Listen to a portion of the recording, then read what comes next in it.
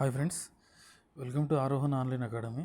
So ఈ వీడియోలో మీకు తెలంగాణ రాష్ట్ర బడ్జెట్ 2025-26 బడ్జెట్ గురించి నేను చెప్పబోతున్నాను.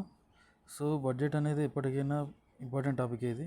So last time group 3, group 2లో దాదాపు తెలంగాణ ఎకానమీలో 10 క్వశ్చన్ల దాకా వచ్చినాయి.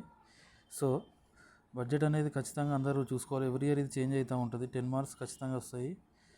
సో దీనిలో ఏంటంటే ప్రీవియస్ ఇయర్ కంపేర్ చేసుకుంటూ వెళ్ళాలి. సో అట్లా చేస్తేనే మనకు ఎక్కువ గుర్తుంటుంది. ఓన్లీ సో ఇంకోటి ఏంటంటే ఏ రంగానికి ఎంత కేటాయించారు అనేది కూడా ఉంటుంది. సో లాస్ట్ టైం జరిగిన క్వశ్చన్లు ఎట్లా ఇచ్చారంటే ఆ రంగానికి ఎట్లా కేటాయించారు దాన్ని కూడా అసెండింగ్ డిసెండింగ్ ఆర్డర్లో అడిగాడు. ఫర్ ఎగ్జాంపుల్ వ్యవసాయం, నీటిపారుదల, విద్యారంగం, వైద్యరంగం అట్లా దేనికి ఎక్కువ నిధులు కేటాయించారని చెప్పి దాన్ని అసెండింగ్ డిసెండింగ్ ఆర్డర్లో అడిగారు. సో ఆర్డర్ వైజ్ కూడా మీరు గుర్తుపెట్టుకోవాలి. సో ప్రతి ఒక్కరు గుర్తుపెట్టుకోవాలి. సో మొదటగా మనం టాపిక్లోకి వెళ్ళినట్లయితే సో ఈ సంవత్సరం మొత్తం బడ్జెట్ 2025-26 ఆర్థిక సంవత్సరం 3.04 లక్షల కోట్లతో రాష్ట్ర బడ్జెట్ అనేది రూపొందించారు. సో ఇది చాలా ఇంపార్టెంట్. సో 3.04 ఇది కూడా క్వశ్చన్లో వస్తుంది. సో దీనిలో రికార్డు స్థాయిలో 1.04 కోట్లు సంక్షేమానికి కేటాయించారు. సో సంక్షేమానికి రికార్డు స్థాయిలో 1.04 లక్షల కోట్లు కేటాయించారు. ఇది చాలా ఇంపార్టెంట్. సో దీనిలో మళ్ళీ అభివృద్ధి పనులకు 36,504 కోట్లు ఇది కేటాయించారు. సో ఇది ఇంపార్టెంట్. సంక్షేమం అంటే ప్రభుత్వం అమలు చేస్తున్న వివిధ పథకాలు. సో కాంగ్రెస్ పార్టీ కూడా గత ఏడాది మేనిఫెస్టోలో కొన్ని పథకాలు ప్రవేశపెట్టింది. సో వాటి గురించి కూడా నిధులను ఎక్కువ స్థాయిలో కేటాయించారు.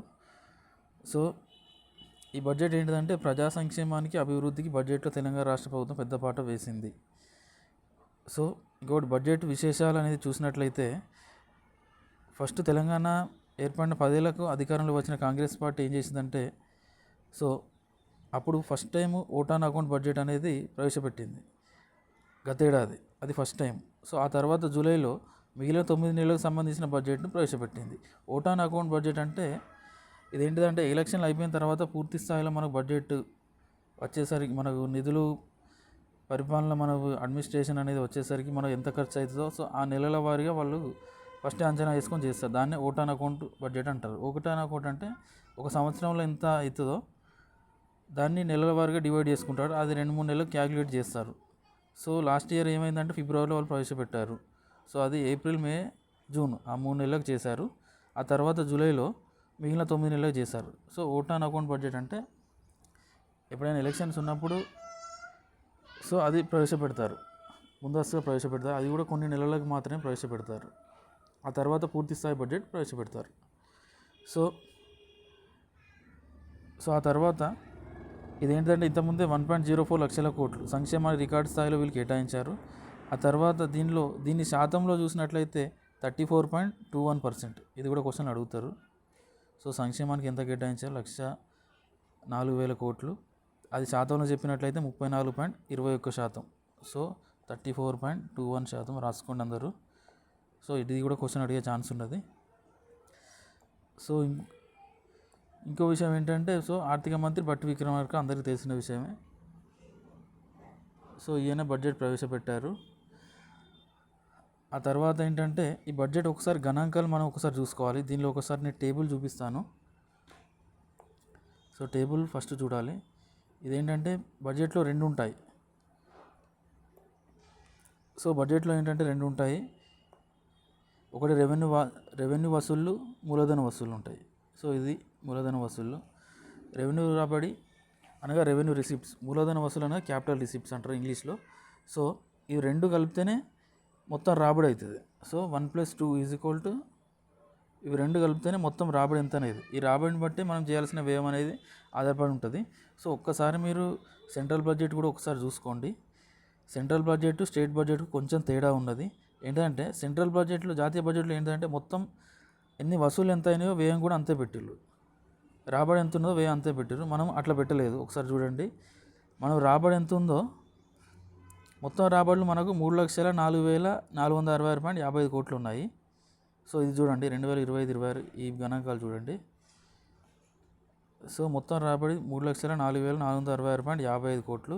దీనిలో మొత్తం వ్యయం కొంత ఎక్కువ పెట్టారు, 3,04,965.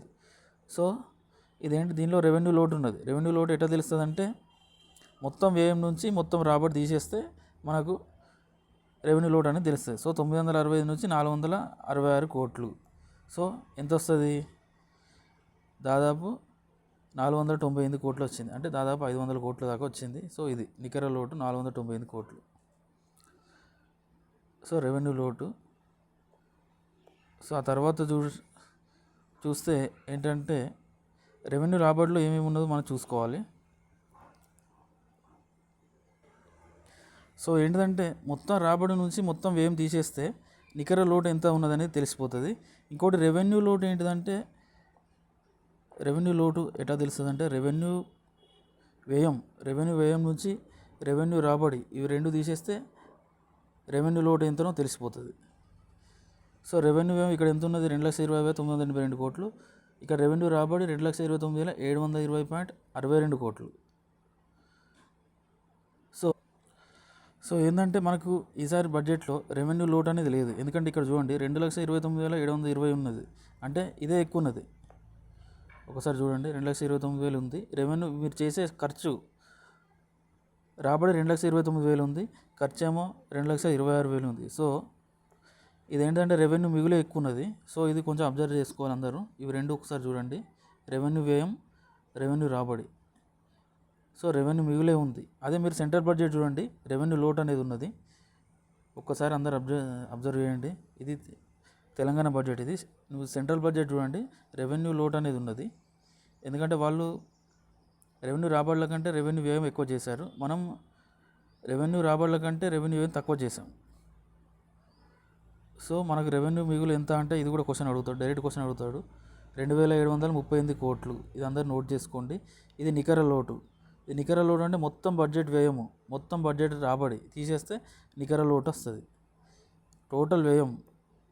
టోటల్ వ్యయంల నుంచి టోటల్ రాబడులు, మొత్తం రాబడులు తీసేస్తే నికర లోటు వస్తుంది.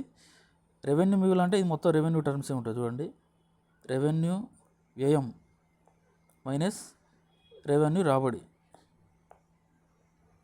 సో కన్ఫ్యూజ్ కావద్దు, రెవెన్యూ వ్యయం మైనస్ రెవెన్యూ రాబడి. సో ఇదేంటంటే ఈసారి మిగులు కాబట్టి అంతే, ఇది ఎక్కువ ఉంది. అదే మీరు సెంట్రల్ బడ్జెట్ చేయాలంటే ఇది వ్యయంలోకి వెళ్ళి రాబడి తీసేయాలి. ఇది స్టేట్ బడ్జెట్ కాబట్టి ఇది ఎక్కువ ఉన్నది కాబట్టి రాబడిలోకి వెళ్ళి వ్యయం తీసేయాలి.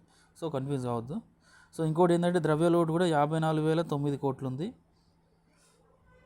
సో రెవెన్యూ ఎక్స్పెండిచర్ ఇంతకుముందే చెప్పాను. మూలధన వ్యయం అంటే క్యాపిటల్ ఎక్స్పెండిచర్ అంటే ప్రభుత్వం చేసే పెట్టుబడులు 36,504 ఉన్నది. ఇది కూడా ఇంపార్టెంటే, చూసుకోండి.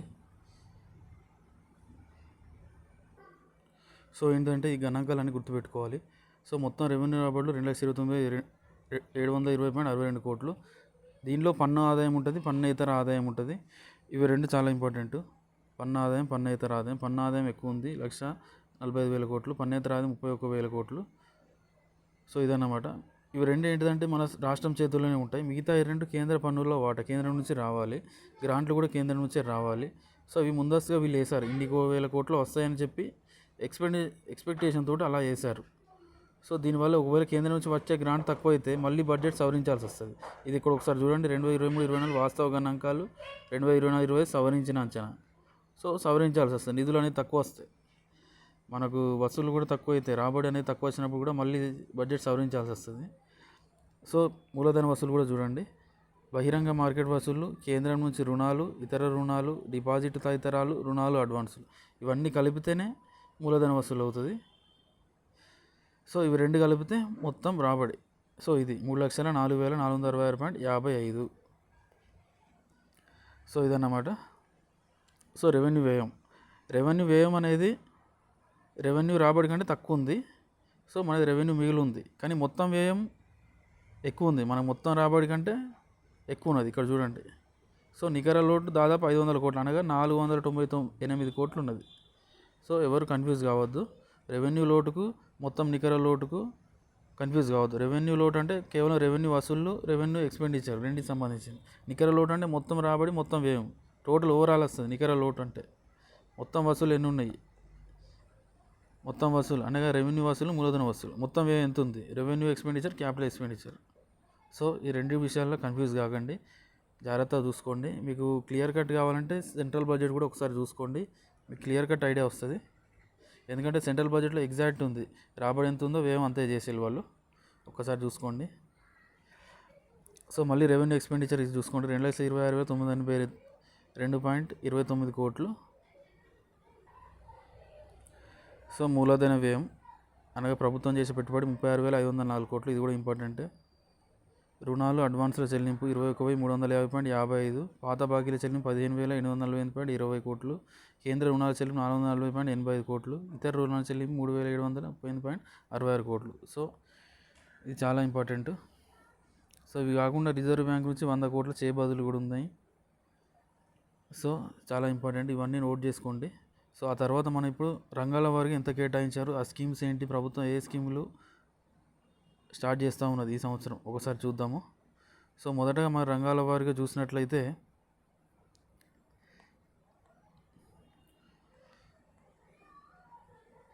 సో ఒక్కసారి రంగాల వారిగా మనం చూద్దాము.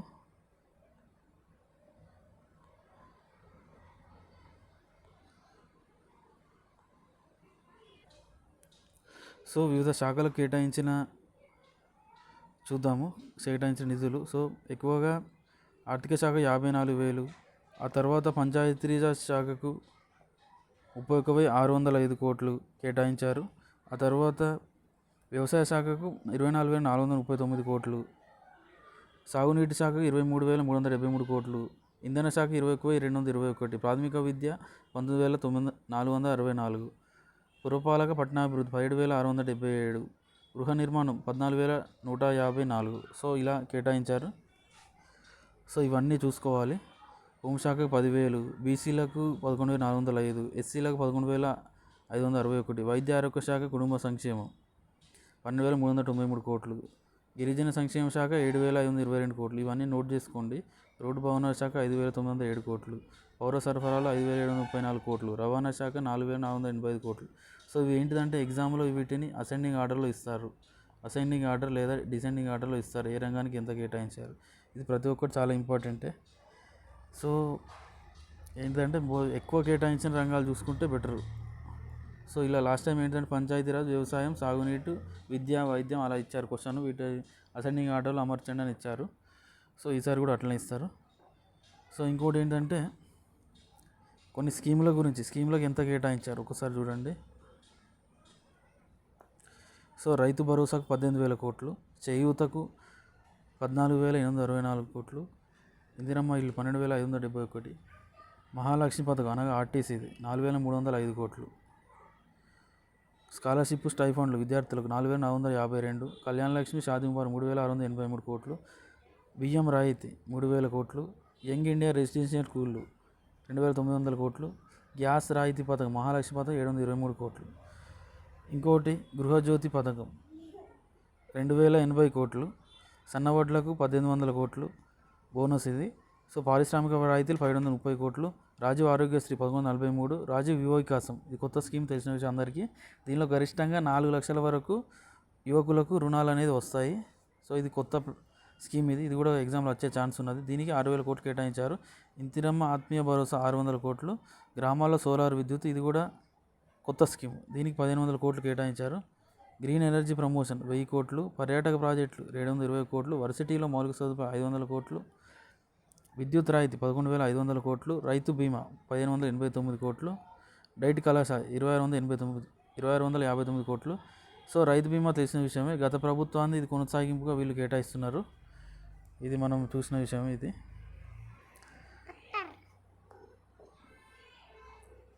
సో రైతు బీమాలో 5 లక్షల వరకు బీమా అనేది ఉంటుంది, ఇది గత ప్రభుత్వం ప్రవేశపెట్టిన స్కీమే ఇది. సో దీని గురించి కూడా క్వశ్చన్లో ఇచ్చారు, గ్రూప్ 3లో ఇచ్చారు, గ్రూప్ 3 గ్రూప్ 2లో ఇచ్చారు రైతు బీమా గురించి. సో ఒకసారి డీప్గా వెళ్దాం ఏ స్కీమ్కి ఎంత కేటాయించారు అనేది. సో కాంగ్రెస్ ప్రభుత్వం ప్రవేశపెట్టిన పథకాలల్లో పథకాలు 9, వాళ్ళ మేనిఫెస్టోలో ఒక 9 పథకాలు ప్రవేశపెట్టారు. సో ఆ 9 పథకాలకి ఏంటిదంటే ఏకంగా 56,084 కోట్లు కేటాయించారు. ఇది కూడా చాలా ఇంపార్టెంట్, ఎందుకంటే రూలింగ్ పార్టీకి సంబంధించిన ప్రశ్నలు వస్తాయి ఎగ్జామ్లో, మనం అందరం చూసినాం ఆల్రెడీ. సో చాలా ఇంపార్టెంట్ ఇది. సో క్రితం ఏడాది ఇది 47,000 కోట్లు ఉంటే 8,917 కోట్లు పెంచారు. సో టోటల్గా 56,084 కోట్లు ఈసారి కేటాయించారు. ఇంకొకటి అభివృద్ధి పథకాలకు ఎంత కేటాయించారు. సో టోటల్ అభివృద్ధి పథకాలు 36,504 కోట్లు కేటాయించారు. సో ఆ తర్వాత ఇది ఇంతకుముందుకే నేను చెప్పాను, 3,04,446.55 రాష్ట్ర రాబడి. సో వ్యయం అనేది 498 కోట్లు, అనగా 500 కోట్లు కొంచెం అధికంగా చేస్తారు, అనగా నికర లోటు 500 కోట్లు ఉంటుంది. సో ఇది ఒకసారి చూసుకోండి. ఇది ద్రవ్యలోటు వేరే మళ్ళీ 54,009 కోట్లు ఉంటుంది. సో ద్రవ్యలోటు అనగా అంచనా వేసిన వ్యయం కన్నా ఆదాయం ఇంత తక్కువ వస్తుందని అర్థం. ద్రవ్యలోటు ఎట్లా అంటే, మీరు ఒకసారి ఇంతకుముందు నేను చెప్పిన టేబుల్ చూసుకోండి. ద్రవ్యలోటు ఎట్లా వస్తుందంటే,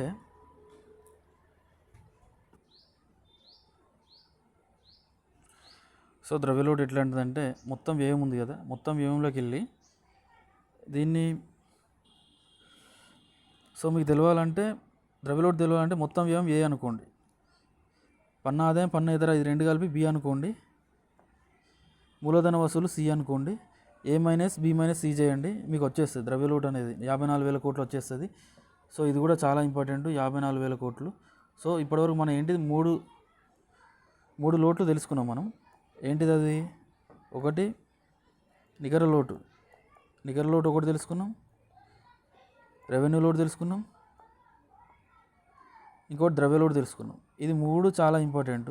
వీటిని గురించి ఖచ్చితంగా వీటి అమౌంట్స్ గురించి క్వశ్చన్ ఇచ్చాడు. ఇంకొకటి వీటిని మళ్ళీ అసెండింగ్ డిసెండింగ్ ఆర్డర్లో పెట్టమని కూడా క్వశ్చన్ ఇచ్చాడు, చాలా ఇంపార్టెంట్. సో నికర లోటు 498 కోట్లు, అనగా దాదాపు 500 కోట్లు ఉంది. ఇది రెవెన్యూ లోటు 2,700 కోట్లు ఉంది. ఈ ఫిగర్స్ నోట్ చేసుకోండి. ఇది ద్రవ్య లోటు 54,000 కోట్లు ఉంది. సో ఇది ఏంటిది? అసెండింగ్ ఆర్డర్ ఇది. సో ఇట్లా ఖచ్చితంగా రాసుకోండి. ఇది ఖచ్చితంగా ఇస్తాడు క్వశ్చన్, 2 క్వశ్చన్లు ఖచ్చితంగా వస్తాయి దీని మీద. ఈ గణాంకాలు చాలా ఇంపార్టెంట్.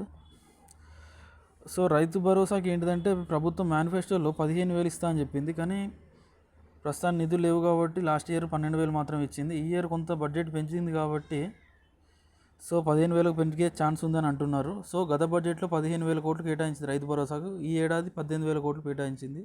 సో ఇది చాలా ఇంపార్టెంట్. ఇంకొకటి ఇందిరమ్మ ఇల్లు, ఇది కాంగ్రెస్ పార్టీ స్కీమ్, ఇది 12,570 కోట్లు కేటాయించింది. ఇంకొకటి రాజీవ్ యువ వికాసం, ఇంతకుముందే చెప్పాను, దీనిలో గరిష్టంగా 4 లక్షల వరకు యువతకు రుణాలు వస్తాయి. రాజీవ్ యువ వికాస్ పథకం, దీనికి 6,000 కోట్లు కేటాయించింది. ఇది ఎవరికంటే ఎస్సీ, ఎస్టీ, బీసీ, మైనారిటీ వర్గాలకు చెందిన నిరుద్యోగ యువతకు కేటాయించినది ఈ పథకం జూన్ 2న రాష్ట్ర అవతరణ దినోత్సవం సందర్భంగా మంజూరు పత్రాలను అందజేయాలని ప్రభుత్వం లక్ష్యంగా పెట్టుకుంది. సో ఇది చాలా ఇంపార్టెంట్. సో సోలార్ విలేజ్ పథకం, ఇది కూడా చాలా ఇంపార్టెంట్ క్వశ్చన్, ఇంతకుముందే చెప్పాను, ఇది కొత్త స్కీమ్. ఇది దీనికి అమలు చేయడానికి 1,500 కోట్లు కేటాయించారు.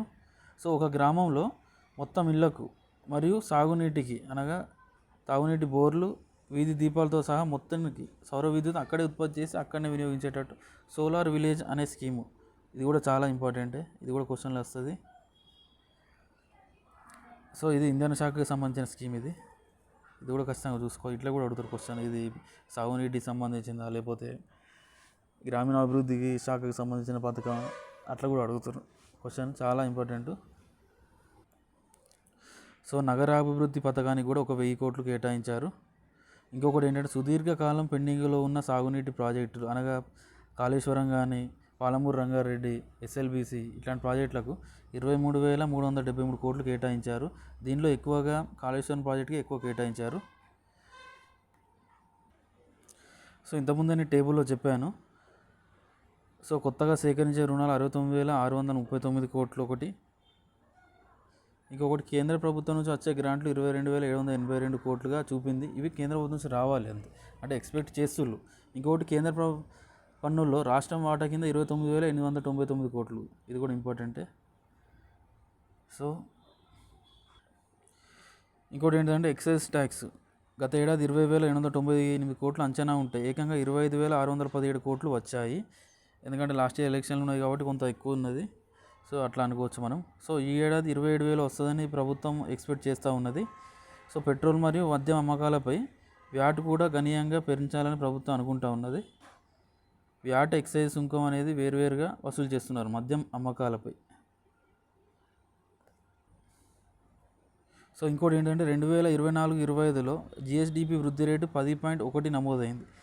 కానీ ఈ వచ్చే సంవత్సరం అనగా 2025-26లో 4.65% ఉన్నట్టు ప్రభుత్వం అంచనా వేస్తూ ఉన్నది. సో ఈ ఏడాది బడ్జెట్ ఆదాయం అంచనా 2.90 లక్షల కోట్లు కాగా దానికన్నా 4.65% అనగా 13,551.84 కోట్లు పెరుగుతుందని ప్రభుత్వం ఈ కొత్త బడ్జెట్లో తెలిపింది. సో అందుకే 3.04 లక్షల కోట్లు అయింది బడ్జెట్.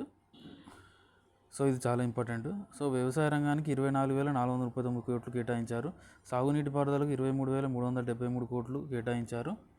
విద్యుత్ శాఖ 21,221 కోట్లు, విద్యాశాఖ 23,107 కోట్లు, వైద్యం ఆరోగ్యం 12,393 కోట్లు, విద్యాశాఖ 23,108 కోట్లు. సో ఇది ఒకటే. సో దీని ఏంటంటే వాడు ఎగ్జామ్లో అసెండింగ్ ఆర్ డిసెండింగ్ ఆర్డర్లో ఇస్తారు. సో ఎక్కువ శాతం ఇంతకుముందు గ్రామీణాభివృద్ధి శాఖకు ఎక్కువ శాతం కేటాయించారు. ఆ తర్వాత వ్యవసాయ రంగం ఉంది, ఆ తర్వాత సాగునీటి పారుదల రంగం ఉంది, ఆ తర్వాత విద్యాశాఖ ఉంది, ఆ తర్వాత విద్యుత్ శాఖ ఉంది, వైద్యం ఆరోగ్యం 5వ స్థానం ఉంది. సో ఇలా క్వశ్చన్ ఇస్తాడు. ఎందుకంటే మెయిన్ శాఖలు ఇవే కాబట్టి వీటిని ఇచ్చి అసెండింగ్ డిసెండింగ్ ఆర్డర్లో అమర్చమని ఇస్తాడు. ఇది చాలా ఇంపార్టెంట్, అందరు నోట్ చేసుకోండి. సో గత బడ్జెట్లో విద్యాశాఖకు 7.31% కేటాయించారు. ఈసారి బడ్జెట్లో ఇది పెరిగింది, 7.57% కేటాయించారు. ఈ శాతం కూడా అడుగుతారు క్వశ్చన్లో. సో ఇది 1,816 కోట్లు లాస్ట్ టైం కంటే ఎక్కువగా కేటాయించారు. టోటల్గా 23,108 కోట్లు కేటాయించారు. చాలా ఇంపార్టెంట్. దీనిలో 80% ఉపాధ్యాయులు ఉద్యోగుల వేతనాలకే సరిపోతాయి. మిగతాది ఏంటంటే కేంద్ర ప్రాయోజిత పథకాలైన సమగ్ర శిక్ష, సీఎం పోషణ్ అనగా మధ్యాహ్న భోజనం, పీఎం పోషణ్ మధ్యాహ్న భోజన పథకం, పీఎం శ్రీ తదితర పథకాలకు రాష్ట్ర వాటా 40% పెట్టాలి, కేంద్ర వాటా 60% ఉంటుంది. సో రాష్ట్ర వాటా 40% క్యాలిక్యులేట్ చేసుకోగా మిగతా 15% అంతా ఇదే ఖర్చు అవుతుంది. సో విద్యాశాఖకు మొత్తానికైతే లాస్ట్ ఇయర్ కంటే ఈ ఇయర్ పెంచారని చెప్తా ఉన్నారు.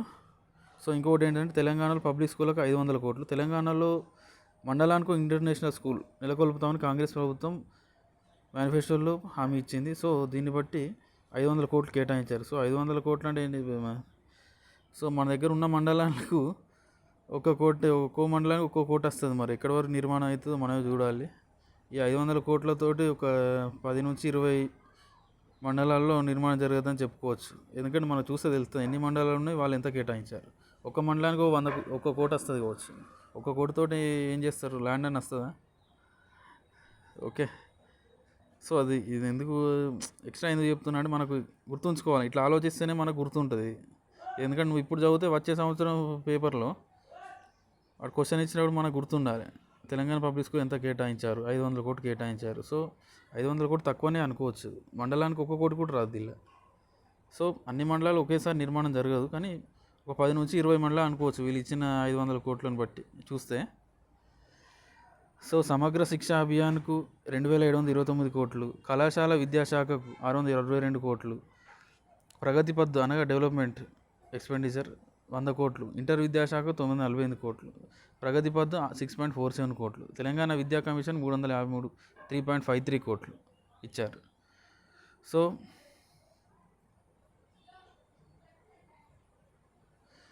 సో ఏంటంటే యూనివర్సిటీలకు 500 కోట్లు కేటాయించారు. దీనిలో చాకల ఐలమ్మ యూనివర్సిటీకి 100 కోట్లు, ఉస్మానియాకు 100 కోట్లు అండ్ కాకతీయ వర్సిటీ జేఎన్టీయూ పరిధిలో కొత్తగా నెలకొల్పిన పాలేరు ఇంజనీరింగ్ కళాశాల ఒక్కోదానికి 50 కోట్ల చొప్పున ఇవ్వనున్నారు. సో ఇక్కడనే 300 కోట్లు పోయినాయి. మిగతా అన్ని యూనివర్సిటీలకు కలిపి 200 కోట్లు ఇచ్చారు. సో ఈ కేటాయింపులు చూస్తే అర్థమవుతూ ఉన్నది.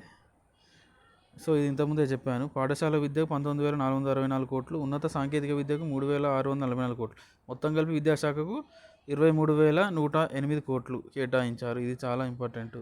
ఎప్పుడైనా ప్రాథమిక విద్యకే ఎక్కువ నిధులు అవసరం అవుతాయి, ఉన్నత సాంకేతిక విద్య తక్కువ విద్యలు అవసరం అవుతుంది. ఎందుకంటే ఉన్నత సాంకేతిక విద్యలు ఎక్కువ శాతం ప్రైవేటు సంస్థలే ఉన్నాయి.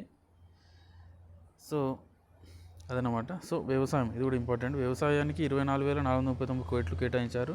దీనిలో రైతు భరోసాకే 18,000 కోట్లు కేటాయించారు. రైతు భరోసా లాస్ట్ ఇయర్ ఎకరానికి 12,000 ఇచ్చారు.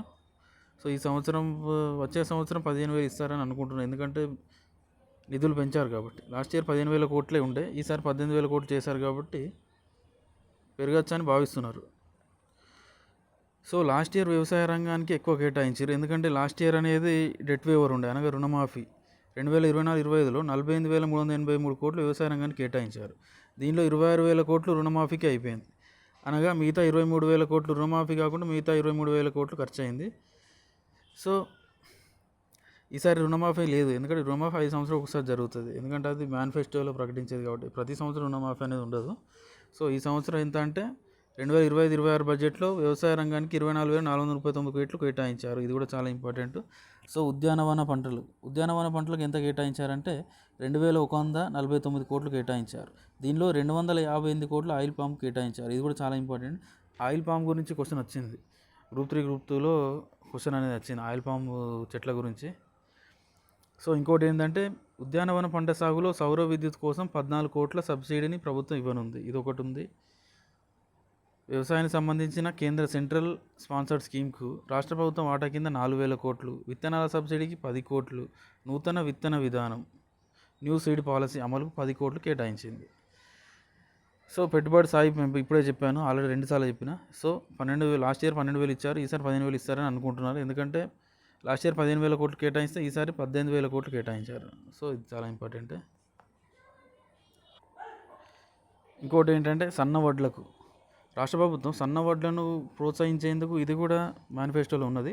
సన్న వడ్లకు క్వింటాల్కి 500 బోనస్ ఇది ఉన్నది, మేనిఫెస్టోలో ఉన్నది. ఇది చాలా ఇంపార్టెంట్.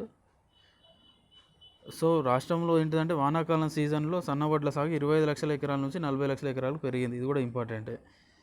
మొన్న ఏంటిదంటే ఇండియన్ ఎకానమీలో వ్యవసాయ నివేదికల గురించి క్వశ్చన్స్ ఎక్కువ ఇచ్చాడు, ఒక 5 నుంచి 10 క్వశ్చన్లు ఇచ్చాడు.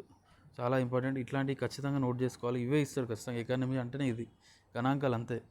పెరుగుతుందా తగ్గుతుందా, ఎన్ని లక్షల ఎకరాలు ఉన్నాయి, ఎంత ఉన్నది, అది కూడా ఏ సీజన్, వానాకాలం సీజన్, రబీయా ఖరీఫా, అది కూడా ఖచ్చితంగా అడుగుతాడు క్వశ్చన్.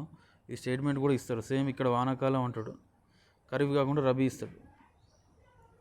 ఇది ఇక్కడ 25 లక్షలు అంటే ఇక్కడ 40 ఇస్తాడు, ఇటు 25 ఇస్తాడు. ఇటు తగ్గిందంటే ఇక్కడ పెరిగింది అంటాడు, స్టేట్మెంట్లో ఇస్తాడు. అది తప్ప కరెక్ట్గా మనం గుర్తుపట్టాలి.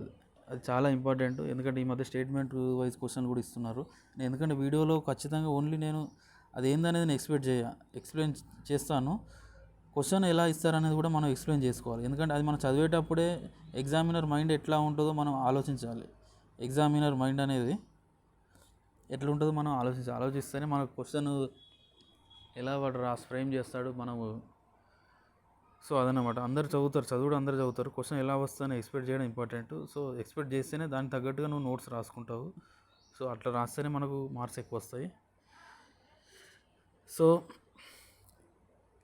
ఇంకోటి ఏంటంటే సన్న వడ్ల సాగును మరింతగా పెంచేందుకు బోనస్ ప్రోత్సాహ విధులను 1,800 కోట్లకు పెంచింది. సో ఇంకోటి ఏంటంటే కరెంట్ మనం ఈ 2-3 డేస్ బ్యాక్ చూసాము, సన్న వడ్లు ఇస్తున్నారు రేషన్ బియ్యంలో కూడా. సో రాష్ట్ర ప్రభుత్వాన్ని సన్న వడ్లను ఎంకరేజ్ చేస్తుందని తెలుసుకోవచ్చు మనం. సో ఇంకోటి ఏంటంటే భూమి లేని వ్యవసాయ కూలీలకు ఇది కూడా మేనిఫెస్టోలో ఉన్నది, ఒక్కొక్కరికి 6,000 చొప్పున ఇస్తూ ఉన్నారు. సో లాస్ట్ ఇయర్ 906 కోట్లు కేటాయించగా లబ్ధిదారుల సంఖ్య అనేది చాలా తక్కువ ఉన్నది. సో ఈసారి 600 కోట్లు మాత్రమే కేటాయించారు. ఇది కూడా ఇంపార్టెంటే. ఇది రైతు బీమా, ఇది బీఆర్ఎస్ ఉన్నప్పటి నుంచి ఉన్నది ఇది. సో 5 లక్షల పరిహారము, దీనికోసం 589 కేటాయించింది. పంటల బీమా, సో పంటల బీమా పథకాన్ని అమలు చేయాలని గత సంవత్సరంలో నిర్వహించిన విధి విధానాలు ఖరారు కాలేదు, ఎందుకంటే బీఆర్ఎస్ ప్రభుత్వం ఉన్నప్పుడు ఇది లేదు, క్రాప్ ఇన్సూరెన్స్ అనేది లేదు. సో ఇప్పుడు కాంగ్రెస్ ప్రభుత్వం వచ్చినాక చేద్దామని అనుకుంటారు. సో వీళ్ళు ఈ బడ్జెట్లో 1,300 కోట్లు కేటాయించారు. ఇంకోటి పశుసంవర్ధక శాఖ, మత్స్య శాఖకు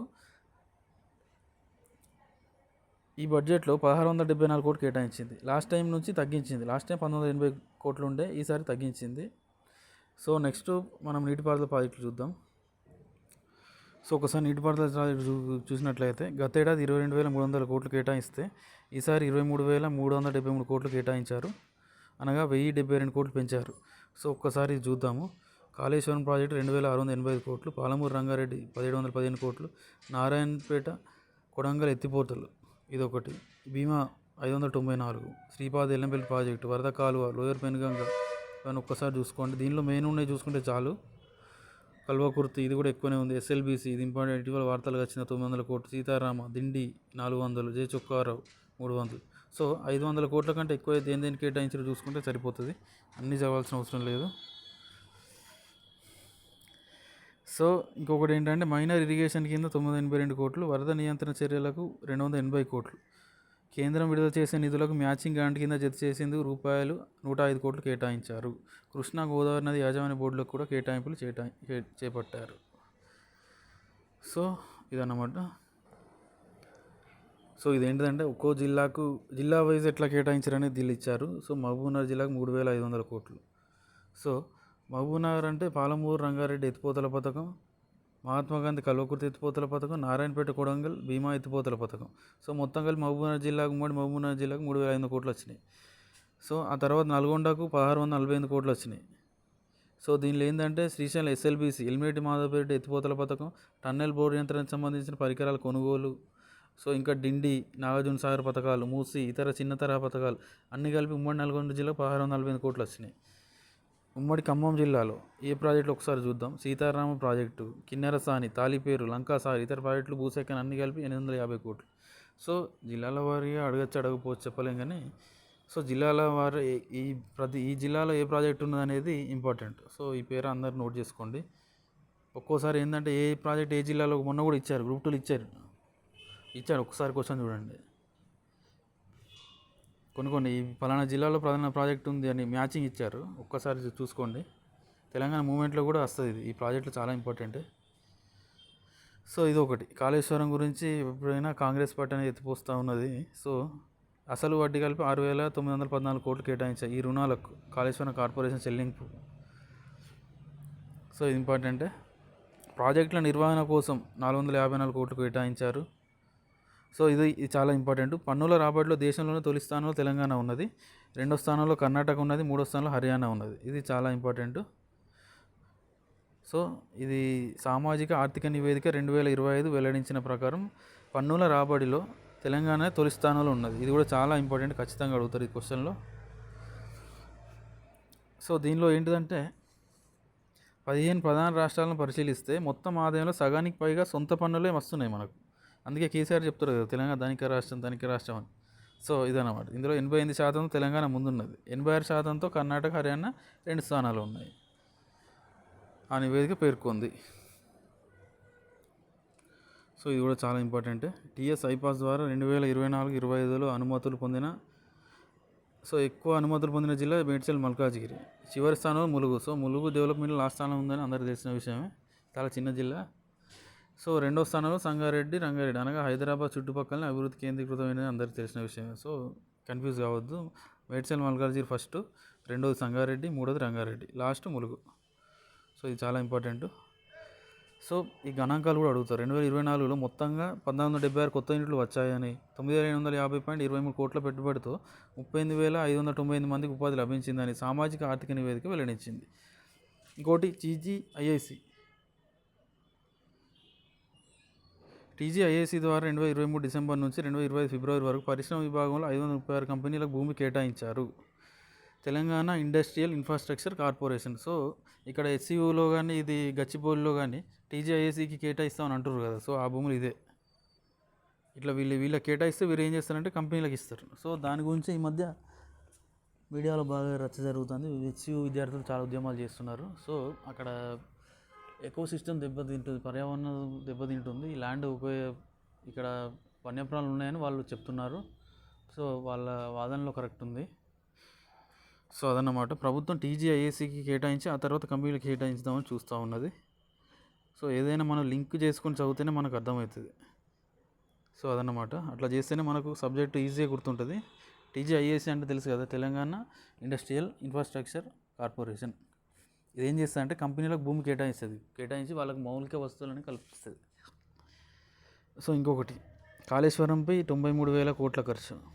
సో 2014 నుంచి తెలంగాణ నీటి సాగు రంగంపై 1,81,000 ఖర్చు చేస్తే దానిలో 15.81 లక్షల ఎకరాలకు మాత్రమే సాగునీటి వసతి లభించిందని నివేదిక వెల్లడించింది. ఇది కూడా చాలా ఇంపార్టెంట్, ఇది ఇస్తారు క్వశ్చన్లో. కాళేశ్వరం కింద 93,872 కోట్లు ఖర్చు చేసి 98,590 ఎకరాలు మాత్రమే సాగునీటి వసతి కల్పించినట్టు పేర్కొంది. ఇది కూడా ఇంపార్టెంటే, చూసుకోండి కొంచెం. పాలమూరు రంగారెడ్డి సీతారామ ఎత్తిపోతల కింద 39,208 కోట్లు ఖర్చు చేసిన ఇప్పటివరకు సాగులోకి అసలు ఏం రాలేదు. సో ఈ ప్రాజెక్ట్ ఇప్పటికీ ఇంకా కంటిన్యూ అవుతూ ఉన్నాయి.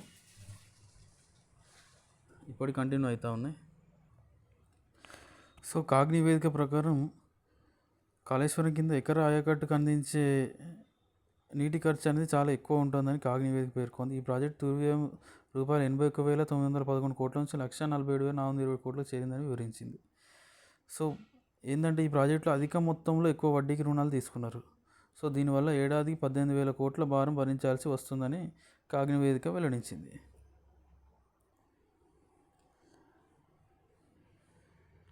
సో మహిళా పథకాలు చూసుకున్నట్లయితే సో దీనిలో మహాలక్ష్మి, గృహజ్యోతి పథకం వీటికి పెద్దపీట వేసింది. సో మహిళలు బస్సులో ఉచితంగా ప్రయాణించేందుకు మరియు ₹500కే గ్యాస్ బండ్ తీసుకునేలా, ఇళ్లలో ఉచిత విద్యుత్ సౌకర్యం పొందేలా నిధుల కేటాయింపులో ప్రాధాన్యం ఇచ్చింది. ఈ 3 పథకాలకే 7,108 కోట్లు కేటాయించింది. సో కాంగ్రెస్ ఇచ్చిన హామీలో ఈ 6 గ్యారెంటీలు చాలా కీలకమైనవి. సో ఇది మహిళలు ఉచిత బస్సు ఎప్పుడు ప్రారంభమైంది ఇది కూడా ఇస్తారు.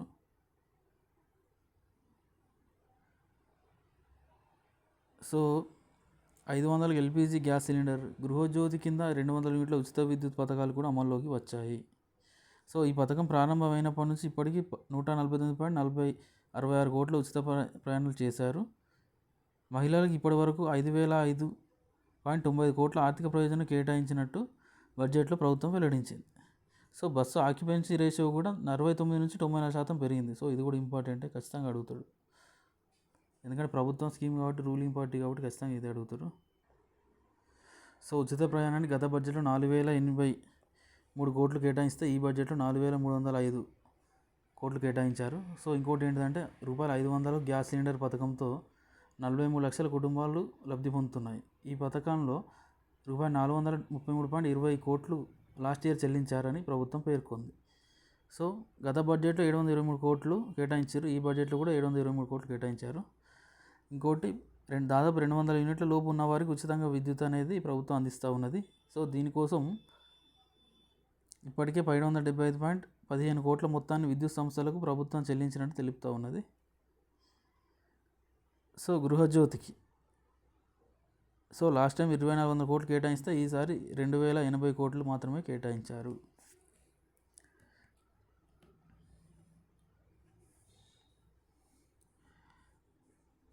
సో మహిళా శిశు సంక్షేమానికి 2,862 కోట్లు కేటాయించారు.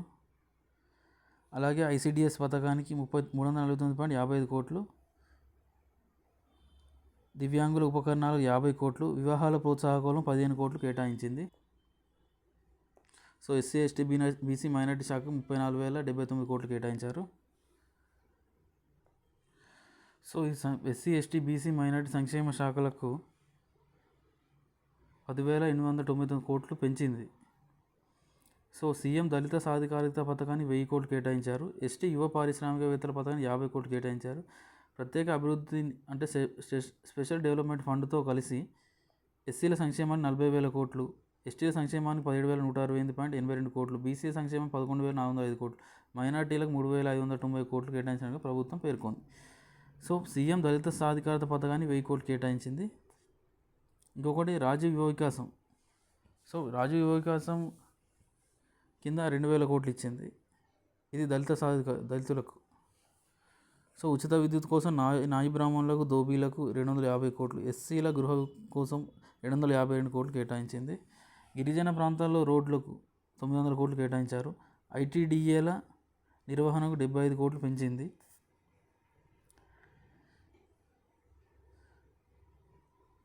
సో ఈ పథకం కింద ఎస్సీలకు 200 కోట్లు, మైనార్టీలకు 130, ఎస్టీలకు 70 కోట్లు, బీసీలకు 80 కోట్లు కేటాయించారు.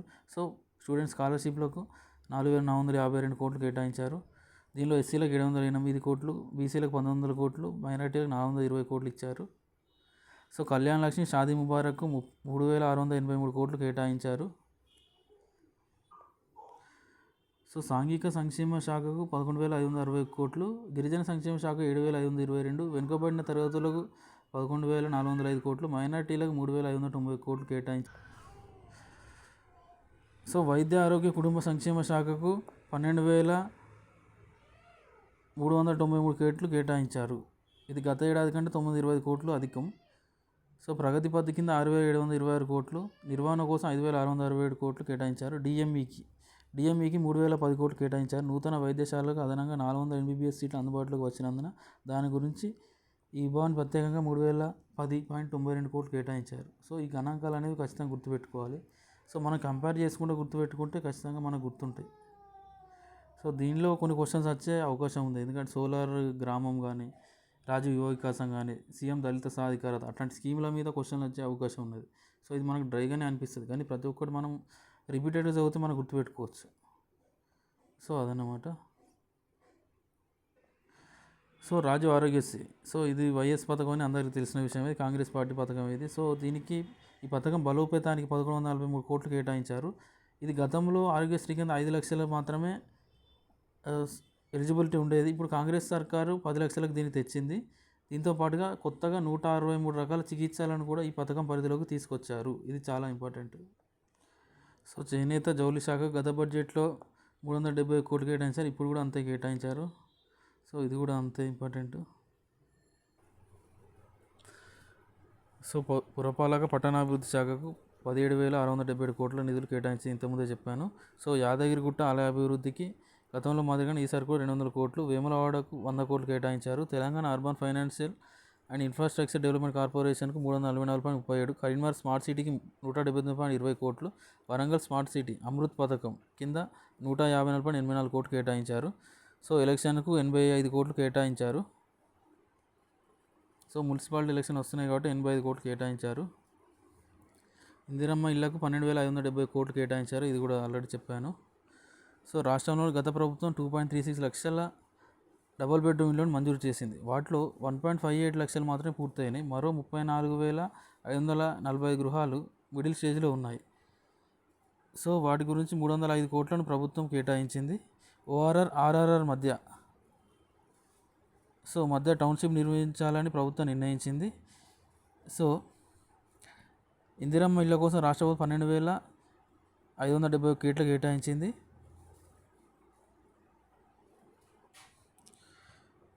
సో కాంగ్రెస్ ప్రభుత్వం ఏంటంటే ఇందిరమ్మ ఇల్లు ఒక్కో ఇంటికి 5 లక్షల చొప్పున కేటాయిస్తా అని చెప్తా ఉన్నది. సో అలాగే కేంద్ర ప్రభుత్వం కూడా పట్టణ ప్రాంతాల్లో 1.50 లక్షలు, గ్రామీణ ప్రాంతాల్లో 72,000 అందిస్తూ ఉన్నది. కేంద్రం వాటాగా రాష్ట్రానికి మరో 1000 కోట్లు. సో ఇందిరమ్మ ఇళ్లకు మనకు దరఖాస్తులు 80.54 లక్షల దరఖాస్తులు అనేవి వచ్చాయి. సో అధికారులు వాటిని యాప్తో సర్వే జరిపి 1, 2, 3 విభాగాలుగా వర్గీకరించారు. L1 అనగా 21.93 లక్షల ఇళ్ళు ఉన్నాయి. L2లో 19.96 లక్షల ఇళ్ళు ఉన్నాయి. L3లో 38.60 లక్షల ఇళ్ళు ఉన్నాయి. సో మొదటి విడతలో 72,045 మంది ఎంపికయ్యారు. సో ఇంకోటి ఏంటంటే ఇది బడ్జెట్ గురించి జనరల్ క్వశ్చన్ ఇది. దీన్ని బడ్జెట్ రూపకల్పనలో ఆర్థిక శాఖ ప్రత్యేక ప్రధాన కార్యదర్శి కె రామకృష్ణారావు కొత్త రికార్డు సృష్టించారు. ఆయన వరుసగా మొత్తం 14 రాష్ట్ర బడ్జెట్లను ఆయన రూపుదిద్దారు. వీటిలో 12 పూర్తి స్థాయి, మరో 2 ఓటాన్ అకౌంట్ బడ్జెట్లు ఉన్నాయి. నిరాటంకంగా 12 ఏళ్లుగా ఆయన ఆర్థిక శాఖ కార్యదర్శిగా కొనసాగుతున్నందున ఈ స్థాయిలో బడ్జెట్ రూపకల్పన అవకాశం దక్కింది. ఇది కూడా ఇంపార్టెంట్. కె రామకృష్ణారావు. సో ఇది కూడా ఈ క్వశ్చన్ కూడా వస్తుంది. సో దిస్ ఈజ్ ఫ్రెండ్స్ మన బడ్జెట్ గురించి చూసినట్లయితే ఇందులో ప్రతి టాపిక్ని కవర్ చేశాను. ఎందుకంటే దీనిలో ఖచ్చితంగా కొత్త స్కీములు అనేది చాలా ఇంపార్టెంట్. అట్లే దేనికి ఎంత కేటాయించారు, ఏ శాఖ ఎంత కేటాయించారు అది ఇంపార్టెంట్. బడ్జెట్ గణాంకాల్లో మెయిన్ అనేది ఇంపార్టెంట్, అనగా రెవెన్యూ లోటు, ద్రవ్య లోటు, ప్రాథమిక లోటు ఇవి చాలా ఇంపార్టెంట్. రెవెన్యూ రాబడులు, మూలధన వసూళ్లు ఇవి చాలా ఇంపార్టెంట్. రెవెన్యూ వ్యయం, మూలధన వ్యయం ఇవి కూడా చాలా ఇంపార్టెంట్. సో బడ్జెట్లో మనకి ఎట్లా క్వశ్చన్ ఇస్తారంటే మొదటగా బడ్జెట్ గణాంకాల మీదనే ఇస్తారు క్వశ్చను. ఏంటంటే బడ్జెట్ ఎంత ఉన్నది, రాబడి ఎంత ఉంది, వ్యయం ఎంత ఉన్నది, ద్రవ్య లోటు ఎంత ఉంది, నికర లోటు ఎంత ఉంది, రెవెన్యూ లోటు ఎంత ఉంది, మిగులు ఎంత ఉంది, అలా క్వశ్చన్ ఇస్తాడు. ఇంకోటి రంగాల వారి కేటాయింపు మీద కూడా క్వశ్చన్స్ ఇస్తాడు. మూడవది ఏంటిదంటే వాటిలో ఉన్న పథకాల మీద క్వశ్చన్స్ ఇస్తాడు. సో ఈ 3 రకాల క్వశ్చన్లు ఉంటాయి. So all the best friends, ఖచ్చితంగా చదువుకోండి. రిపీటెడ్ చదివితేనే ఇది మనకు ఒకసారి చదివితే అర్థమైపోతుంది. సెంట్రల్ బడ్జెట్ కూడా చదువుకోండి. Central budget next video central budget చేస్తాను. సెంట్రల్ బడ్జెట్ క్యాలిక్యులేషన్ బాగానే ఉన్నాయి, ఒక క్రమ పద్ధతిలో క్యాలిక్యులేషన్ అనేది ఇచ్చారు. So please subscribe friends. ఈ వీడియో మీకు నచ్చుతుందని ఆశిస్తున్నాను. దీనిలో నుంచి క్వశ్చన్స్ కూడా వస్తాయని ఆశిస్తున్నాను. All the best friends. Please subscribe friends.